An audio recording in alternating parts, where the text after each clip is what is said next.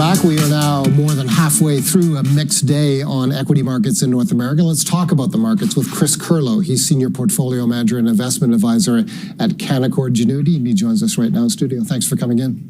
Non-farm payrolls coming tomorrow. The market pretty clearly is just waiting to see what we get tomorrow. I'm going to queue up those numbers and just tell viewers what we expect. I think it's something in the neighborhood of 115,000 U.S. jobs created. 125 in non-farm payrolls, new jobs added to the U.S. economy. That would be a pullback from April's number of 177,000. How important do you think these numbers are to market psychology right now? It's going to be our first look through since this tariff tantrum's kind of been onto the jobs market. I think I saw the number yesterday at 130, so it's coming down. I think actually that if we can get lower jobs growth with sustained wage growth, couple that with contained inflation, that could set the stage for Powell to get back on the rate cut regime on the back half of this year. That would be positive for markets. So it's kind of that reverse idea. There's so much that on investors' minds these days. Tariffs are sort of front and center. How important do you think is the idea of a rate cut for investors right now? I think it's just going to help the sentiment. We've obviously gone through a very challenging April and have bounced back quite well right now. So we're cautiously optimistic that we'll see earnings growth in the back half of the year, which should support equity markets as we move through 2025. Do you think on an index level we'll see markets finish in positive territory by the end of this year? The TSX is already in TSX Composite already in significant positive territory. The U.S. markets are more or less break even at this point. Yeah, we're expecting mid-single digits to high single digits EPS growth with constant multiple at about 21.5 times on the U.S. side. We've gone from overweight Canada kind of to neutral, and we've gone from underweight the U.S. to more of a neutral. As you could see, the divergence there gives us the opportunity to come back. I mean, 21.5 times is an aggressive multiple, but if you have that above trend earnings growth coupled with year over year declining Fed funds rates, you tend to see multiple expansion in those periods. So it's setting up for a positive back half. What led you to move to neutral on Canadian stocks from overweight? It's been this recovery in the last couple of months here. We were basically everywhere, like overweight everywhere, particularly international stocks. Canada falls into that as a small weight of the MSCI World Index. But then with this outperformance we've seen, we've dialed back a little bit on our bank positions, have done fantastic. TELUS, we leaned into that coming in the start of the year.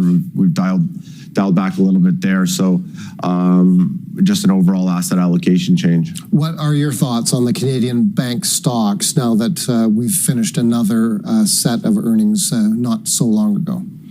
So it was a mixed bag with the credit loss provisions. That's something that now after Basel III impacts immediately on the net income side.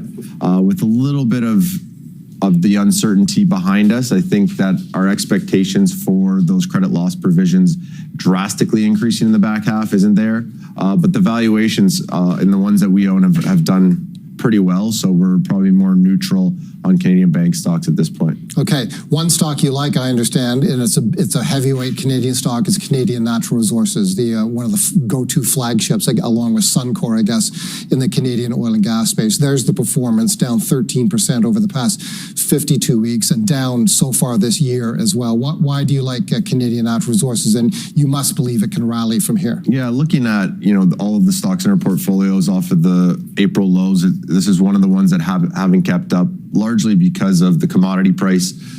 We've worked through a couple of about 2/3 of the OPEC restarts. I think that's weighed on the commodity. You couple that with obviously a bit of economic uncertainty. Oil doesn't tend to do too well when people were talking about a recession just less than a month ago. So you have, I think, what we'd see as a floor in the commodity. That's a boon for them. They just signed a great long-term deal with Cheniere, 140,000 MMBTUs a day for 15 years, selling liquefied natural gas out to Asia. Bellwether stock, 6% dividend.